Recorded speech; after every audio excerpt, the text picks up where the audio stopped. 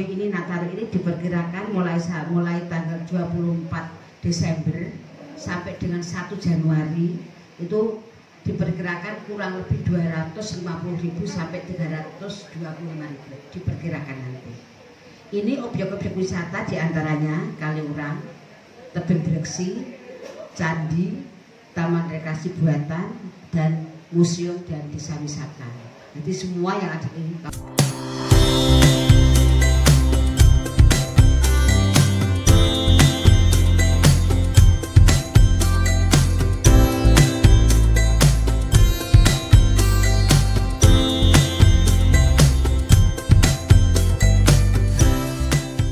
Persiapan kita Sleman ini juga bagian dari banyak yang akan dikunjungi.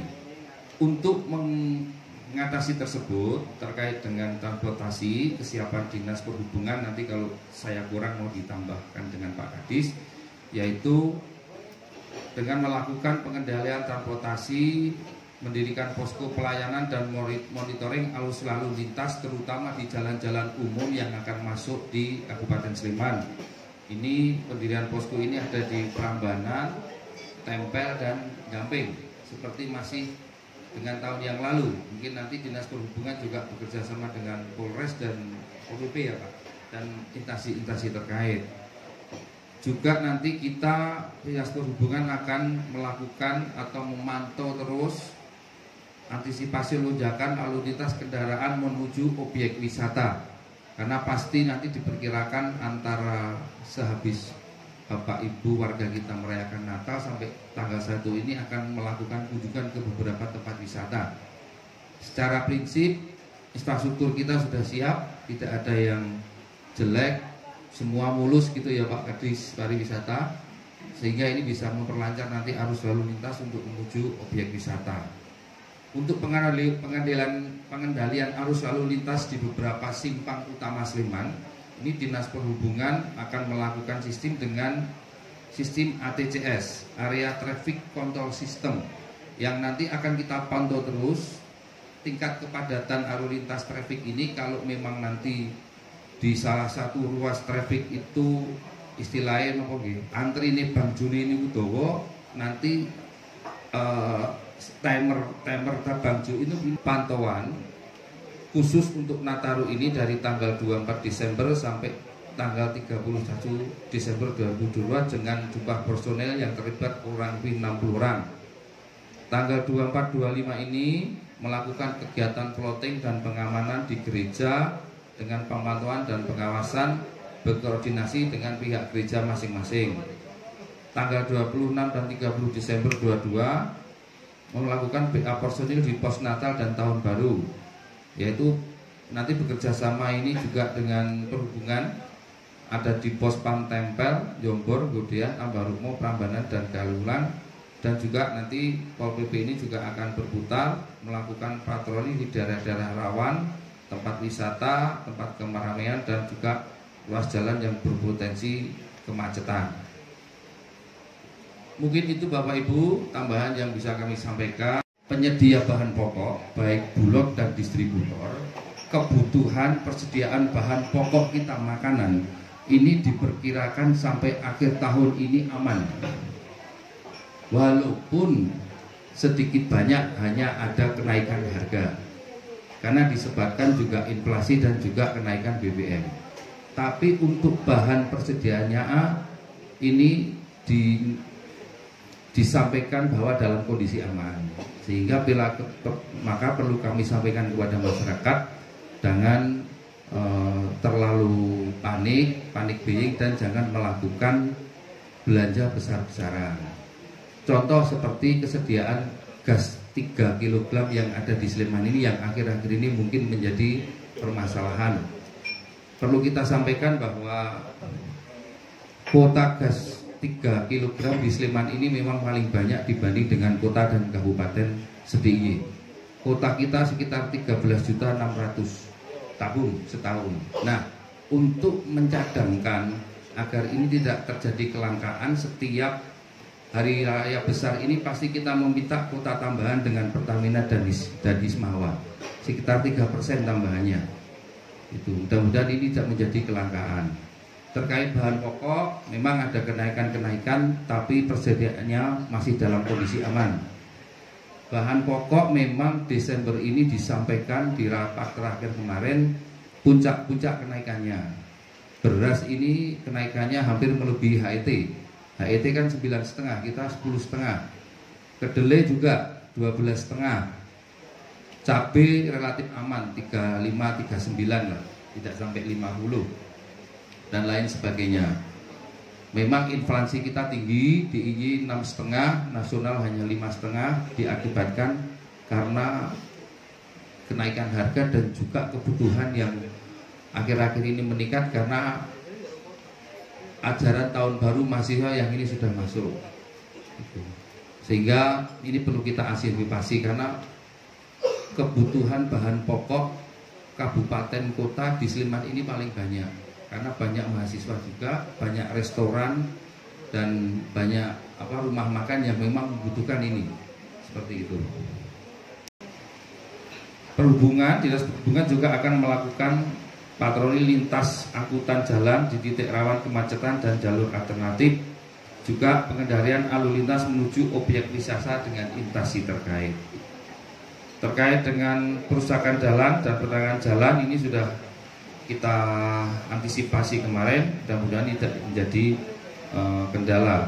Sedangkan jalur utama yang saat ini dan ini pasti di dalam setiap hari besar, baik itu Idul Fitri dan Natal, ini selalu kita pantau dan juga kita dirikan pos untuk pemantauan, yaitu di ruas jalan Sleman Tempel ini nanti ada di Tempel ya Pak ya, di depan Balai Kelurahan Mertikorjo kalau nggak salah itu.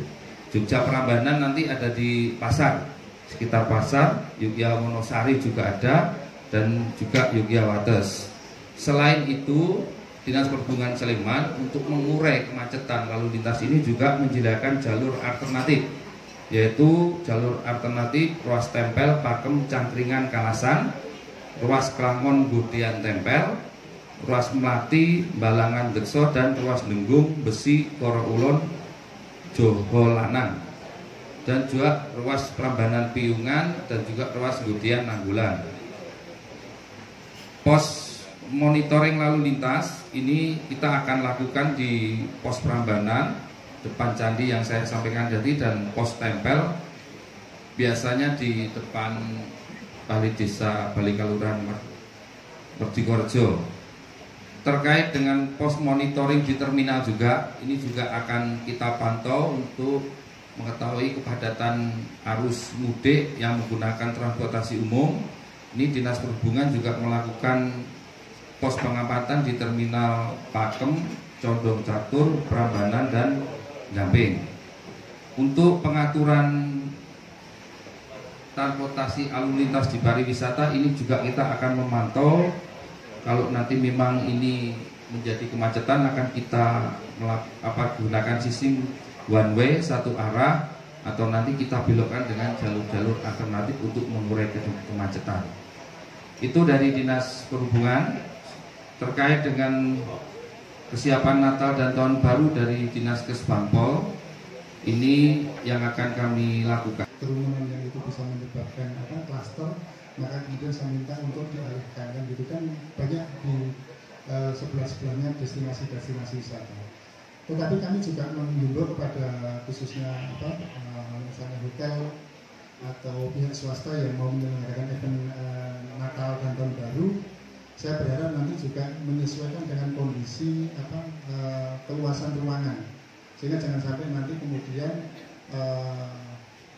event yang diselenggarakan terkait libur Nataru ini kemudian menyebabkan kluster baru, sehingga nanti kami tidak melarang pengelola wisata maupun hotel untuk menyelenggarakan event Natal dan Tahun Baru, tetapi saya harapkan itu menyesuaikan dengan kondisi ruangan, sehingga jangan sampai nanti ada kluster baru terkait dengan kerumunan yang bisa menyebabkan pandemi COVID naik lagi. Itu terkait dengan pembatasan ya itu. Terus kemudian dari Mbak Mariatun terkait dengan ngayuk jazz, jadi ini saya ini di luar, tapi tidak apa-apa. Jadi untuk parkir ngayuk jazz itu kami serahkan kepada pemerintah kelurahan maupun masyarakat setempat, karena esensinya kayak jazz itu kan mengajarkan pada masyarakat bagaimana kemudian ekonominya menggeliat. Maka kemudian untuk hal-hal yang semacam itu kami serahkan pengelolaannya kepada masyarakat. Jadi dinas pariwisata, dinas perhubungan tidak terkait dengan parkir di situ. Cuma nanti tarif 10.000 itu saya rasa sudah dibicarakan antara panitia Ngayuk Jazz itu dengan pemerintah kelurahan maupun masyarakat itu sendiri. Saya rasa itu. Tetapi kan ini kemudian menjadi peluang, nanti ini menjadi bahan evaluasi kami untuk pengadaan event Ngayuk Jazz di tahun yang akan datang. Jadi ini sebagai masukan sehingga nanti kami berharap terkait dengan pelayanan parkirnya juga jangan sampai nanti kemudian sudah membayar tetapi tidak mendapatkan layanan parkir yang sebagaimana mestinya. Jadi terima kasih masukannya dari Pasnews, akan kami tindak lanjuti sebagai bahan evaluasi untuk tahun depan. Terus terkait dengan Mbak Anissa dari Harjo, kenapa sampai angka gitu banyak? Jadi itu kita melihat trennya kan gitu. Jadi trennya pada libur sekolah maupun libur hari besar kan itu kunjungan wisata dan kita prediksikan. Kita juga tadi sudah disampaikan berapa sih kira-kira orang yang mudik yang datang ke Jogja itu. Kami kemudian untuk tidak menggunakan aji mumpung pada libur Nataru ini, sehingga nanti kalaupun menaikkan ya jangan kemudian nanti menaikkan yang kira-kira memberatkan, karena itu juga nanti akan memberatkan memberikan imbas yang tidak baik bagi pariwisata di Kabupaten Sleman. Maka kemudian kami selalu mengimbau kepada pengelola wisata untuk menggunakan tarif secara wajar saja. Karena lebih baik kita wajar tetapi kunjungan kita selalu meningkat daripada kemudian kita hari ini kita mendapatkan pendapatan yang lebih besar tetapi kemudian wisatawan akan kapok berkunjung di Sleman. Nah, ini yang harus kita jaga bersama. Maka nama baik pariwisata di Sleman harus kita jaga. Selanjutnya kami juga mengimbau kepada wisatawan, seandainya nanti ada kemudian dikenakan tarif yang lebih dari wajar, maka saya harap untuk melaporkan kepada Lapor Sleman atau langsung pada Dinas Pariwisata akan segera kami tindak lanjuti. Tetapi juga harus disebutkan lokusnya harus jelas, karena ini kalau kemudian hanya saya ditutup parkir di sini lah, kamu di mana? Karena banyak tempat wisata di Kabupaten Sleman, sehingga lokusnya harus jelas sehingga kami bisa melakukan verifikasi, klarifikasi maupun konfirmasi. Sehingga kami akan nanti bisa mengambil tindakan-tindakan seperlunya. Paling kita ingatkan kepada mereka jangan sampai kemudian kasus ini terulang. Dan repotnya lagi kalau misalnya nanti tarif itu tidak diatur, kemudian dia narik tarif sendiri kan kena pungli kan itu. Nah itu yang jangan sampai terjadi. Kemudian Dinas Pariwisata bersama dengan teman-teman pengelola juga akan menempatkan petugas-petugas di beberapa destinasi wisata unggulan sehingga nanti bisa melakukan monitoring terkait dengan antisipasi kejadian-kejadian yang tidak kita inginkan terkait dengan tarif yang melebihi yang seharusnya. Saya rasa itu sehingga semoga saja di tahun ini tidak ada kejadian wisatawan yang dirugikan karena tarif yang dikenakan tidak sesuai dengan apa yang kita harapkan. Saya rasa itu tanggapan kami terkait dengan libur Nataru ini. Terima kasih. Assalamualaikum warahmatullahi wabarakatuh. Assalamualaikum warahmatullahi wabarakatuh. Selamat siang, salam sejahtera untuk kita semuanya.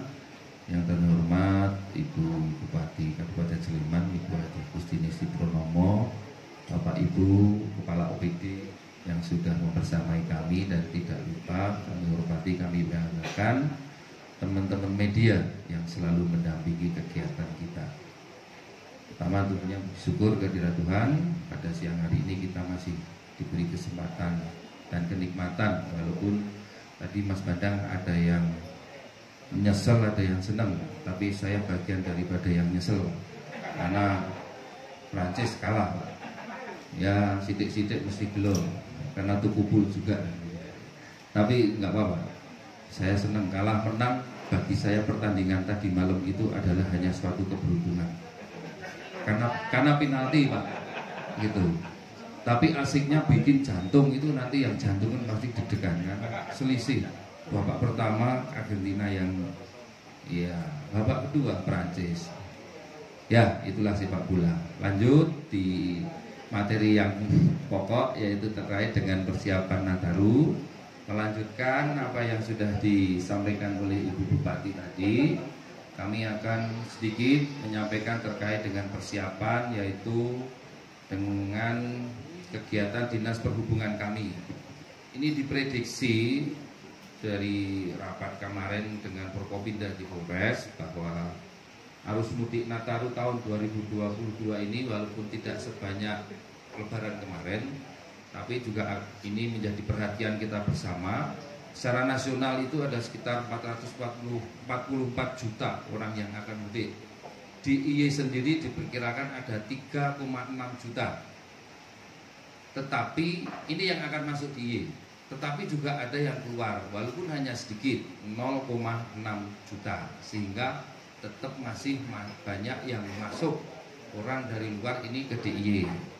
Ini salah satunya juga diakibatkan adanya survei lembaga riset Populik yang menyebutkan bahwa untuk Nataru 2022 ini DIY merupakan destinasi pilihan kedua setelah Bali. Nah, ini yang perlu dipahami. Untuk menghabiskan libur Nataru dan Tahun Baru dengan tingkat preferensi mencapai 17%, Bali 20%. Jadi ini kita sebenarnya juga patut bangga, tapi juga harus mengantisipasi kegiatan ini. Nataru ini memberikan layanan prima dengan puskesmas dan rumah sakit buka 24 jam plus ambulan. Pertanyaan saya, karena selama ini masih banyak yang belum paham tentang ambulan. Nah, ambulan yang dipersiapkan itu untuk siapa? Pertanyaan kami yang kami kaitkan dengan kejadian yang di Lebak, di mana ada kecelakaan ketika meminta ambulan di puskesmas ternyata tidak dilayani. Nah, sebetulnya ambulan di puskesmas itu diperuntukkan siapa? Apakah itu hanya untuk pasien atau bisa untuk kejadian laka lantas termasuk kemungkinan penemuan bandeng atau mayat? Itu saja pertanyaan dari saya, kurang dan lebihnya mohon maaf. Saat ini tanggal 16 Desember sudah mengeluarkan surat edaran kepada rumah sakit dan puskesmas yang ada di wilayah Kabupaten Sleman.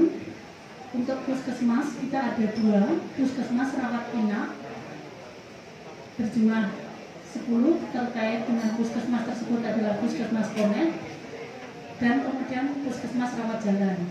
Untuk puskesmas rawat inap kita instruksikan untuk meningkatkan pelayanan 24 jam dengan kesiapsiagaan ambulans serta driver, serta untuk pelayanan puskesmas Konet, yaitu pelayanan terkait kemampuan serta fasilitas 24 jam untuk memberikan pelayanan terhadap ibu hamil, persalinan, nifas, serta bayi baru lahir dengan komplikasi.